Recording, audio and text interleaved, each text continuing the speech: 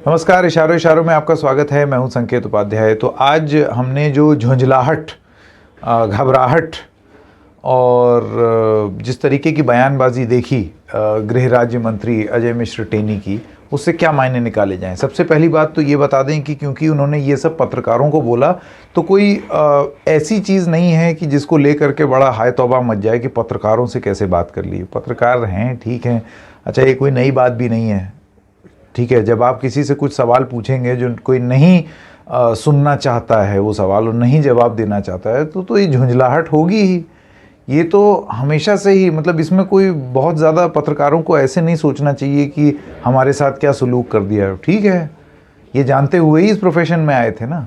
और ये कोई पहले मंत्री तो हैं नहीं जिन्होंने ये झुंझलाहट दिखाई। मुझे अच्छे से याद है कि 2012-13 का वो दौर, जब कोल गेट, ये गेट, वो गेट, दुनिया जहाँ के स्कैम हो रहे थे, तो जब यूपीए के मंत्रियों से सवाल पूछा जाता तो ऐसी झुंझलाहट तब भी देखी जाती थी।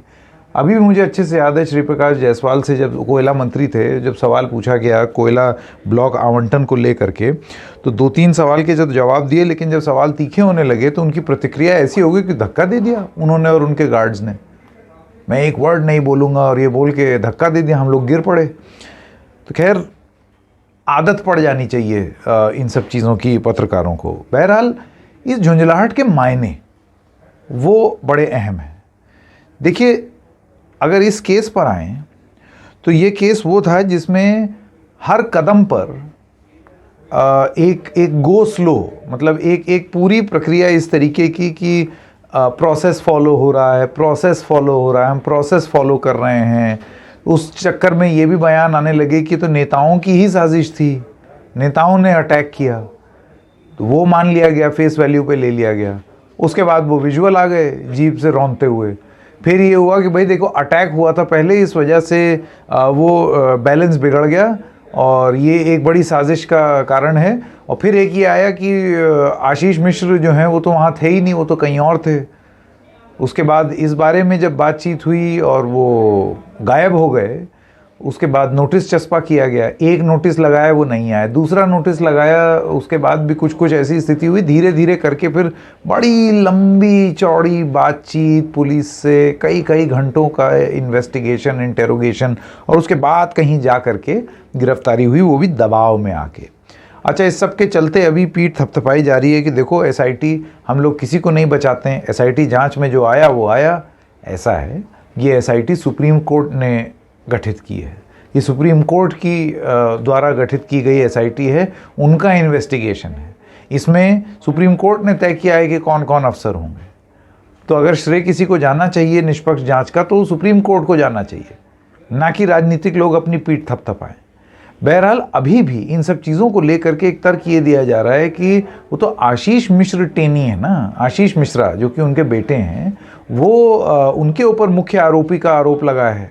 जो एसआईटी है, इसने अपनी जांच में पाया है कि सुनियोजित साजिश है और ये हादसा नहीं था, और उसमें मुख्य आरोपी आशीष मिश्रा हैं। तो फिर अजय मिश्र टेनी के पीछे क्यों पड़े हैं भाई सब लोग? गृह राज्य मंत्री क्यों इस्तीफा दें? ये तर्क दिया जा रहा है। बेटे की गलती का भुगतान जो है वो बाप क्यों करे?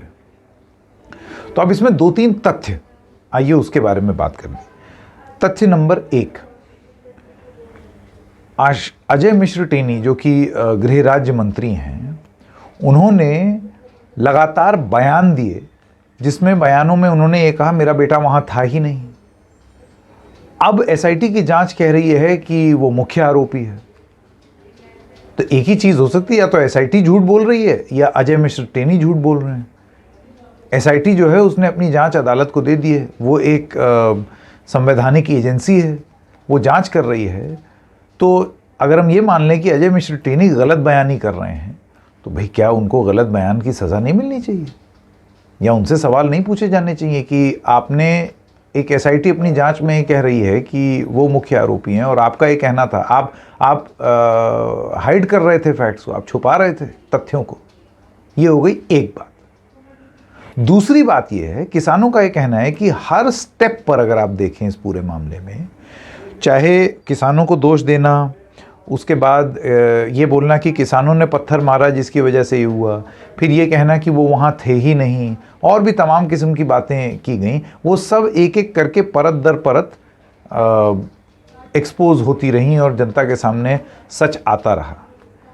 इसी श्रृंखला में अब क्योंकि साजिश की बात हो रही है, तो किसानों का ये कहना है कि अजय मिश्र टेनी जो कि मंत्री हैं, मोदी के मंत्री हैं, उन्होंने ये जीप कांड होने से कुछ दिन पहले, सिर्फ कुछ दिन पहले, सुधर जाओ नहीं तो सुधार दिए जाओगे, मेरा जा करके इतिहास देख लो, मंत्री और विधायक तो मैं हूं ही, मैं साथ में कुछ और भी हूं, इस तरीके के खुले बयान मंच से, जिसकी रिकॉर्डिंग उपलब्ध है, वो दिए।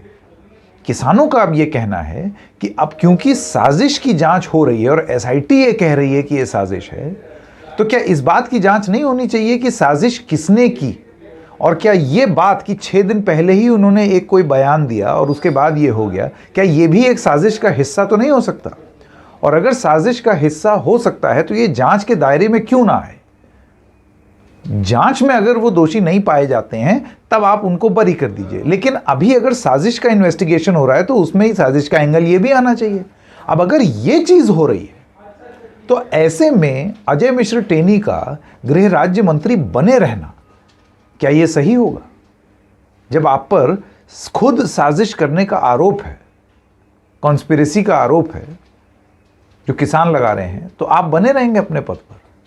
2-3 चीजें कि क्यों इस फैसले में इतना टाइम लगाया जा रहा है। दरअसल आपको ये भी बता दें कि इससे पहले जब इंक्वायरी हुई तो अजय मिश्र टेनी ने अमित शाह से और सब लोगों को अपना पक्ष रखा और उनके पक्ष पर लगभग लोग मान गए, इसी वजह से वो टिके भी हुए हैं, वो एमओएस होम हैं। उन्होंने अपनी पार्टी को ये कन्विंस कर दिया कि भाई मैं दोषी नहीं हूं और ना ही मेरा परिवार दोषी है। आज एसआईटी कुछ और कह रही है, तो क्योंकि एसआईटी कुछ और कह रही है तो क्या बीजेपी पर यह दबाव नहीं है कि जिसको आप डिफेंड नहीं कर सकते हैं उसको आप क्यों डिफेंड किए चले जा रहे हैं? जाहिर सी बात है आपके जो अपोनेंट्स हैं, जो आपका प्रतिद्वंदी हैं उत्तर प्रदेश में, वो इसका मुद्दा उठाएंगे क्योंकि इतना सारा मामला, इतना प्रूफ है, इतना साक्ष्य है। उसके बाद ऊपर उनका रवैया, झुंझलाहट। अभी भी लेकिन अगर बीजेपी ये तय करती है, जैसे कि आज कुछ मंत्रियों के बयान आए जिसमें मंत्रियों का बार बार ये कहना था कि ये तो मामला अदालत में है, अदालत में विचाराधीन है, आप चाहते हैं कि हम अदालती कार्रवाई के ऊपर कोई कार्रवाई कर दें। जी नहीं साहब, अदालत अपनी इन्वेस्टिगेशन कर रही है, अदालत जो है वो इस पूरी चीज़ों पर नज़र रखे हुए है, लेकिन ये कहीं नहीं लिखा है कि अदालती कार्रवाई होते होते तब तक अजय मिश्र टेनी जो है वो उस पद पर बने रहेंगे। अदालत ने इस चीज़, अदालती कार्रवाई का मतलब ये नहीं है कि अब आप अनंत काल तक एमओएस होम ही रहेंगे कि जब तक अदालत ना कहे। सबसे बड़ी बात इसमें ये है, पार्लियामेंट में सब कुछ हो रहा है, एडजर्नमेंट मोशन दिया गया, उसको नहीं माना, सारे नेता लोग कुछ कह रहे हैं। सबसे बड़ी बात ये है कि एक तो होती है अदालत और एक होती है जनता की अदालत। जनता की अदालत में भारतीय जनता पार्टी किस तरीके से अपने आप को साबित कर पाएगी। 2-3 ये बड़ा थोड़ा सा कॉम्प्लेक्स इसलिए है, क्यों अजय मिश्र टेनी नहीं हटाए जा रहे। एक छवि ये है भारतीय जनता पार्टी की कि ब्राह्मण ऐसे ही नाराज़ हैं बीजेपी से। अच्छा, उसमें से अगर आप अजय मिश्र जो कि खुद एक ब्राह्मण हैं, उनको भी अगर आप हटा दें तो ब्राह्मण और नाराज़ हो जाएगा। एक ये लॉजिक दिया जा रहा है। दूसरा लॉजिक ये है कि जिन किसानों की बात मानते हुए आपने 3 कानून वापस कर लिए, एमएसपी की कमेटी बना दी, उनके साथ आप मीटिंग करने को तैयार हो गए, आश्वासन आप दिए चले जा रहे हैं जिसके चलते किसान जो हैं वो चले गए। उन्हीं किसान के प्रतिनिधियों को कुचलने के आरोपी लोगों को अगर आप बनाए रखेंगे और एक संदेश ये जाएगा कि आप संरक्षण दे रहे हैं, उनको संरक्षण प्राप्त है, तो इसका चुनावी संदेश क्या जाएगा? क्या अजय मिश्र टेनी इतने ज़रूरी हैं कि भारतीय जनता पार्टी अपनी छवि को दांव पर लगा सकती है? या तो बीजेपी का कैलकुलेशन ये है कि इससे छवि अभी का कुछ नुकसान नहीं हो रहा, कुछ नुकसान नहीं होगा, सब वो निकाल ले जाएंगे। या ये भी हो सकता है कि वक्त आने पर कार्रवाई करके, और जब ये एकदम बिल्कुल ऐसा हो जाए कि अब वो रह ही नहीं सकते या उनसे बहुत ज़्यादा नुकसान हो रहा है, तो जब चुनावी फ़ायदा देखते हुए कानून रद्द कर दिए 1.5 साल तक उसको एकदम समर्थन करके, तो क्या फिर अजय मिश्र टेनी की भी कुर्बानी दे दी जाएगी चुनाव के खातिर? ये एक सबसे बड़ा सवाल। अब तक ऐसे लगता है कि बीजेपी उनको डिफेंड कर रही है, कब तक करेगी? और सबसे बड़ा सवाल, कब तक, आखिर कब तक टिके रहेंगे टेनी? तो आज इशारों इशारों में बस इतना ही। हम फिर मिलेंगे किसी और मुद्दे के साथ। तब तक के लिए नमस्कार।